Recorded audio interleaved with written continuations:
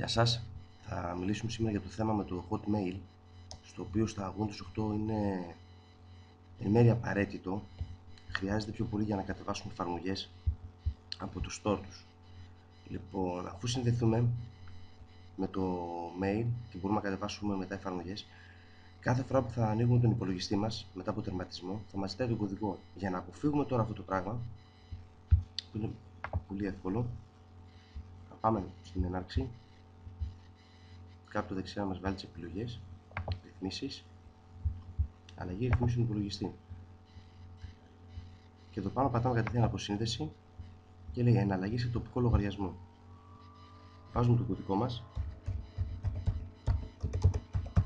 τον υπάρχον, επόμενο, και μας βάζει τι όνομα χρήστη θέλουμε, ενός τοπικού λογαριασμού και κωδικό πρόσβασης. Αφήνω το όνομά μου σαν όνομα χρήστη και κωδικό δεν βάζω τίποτα για να μην υπάρχει κωδικός χρήστη.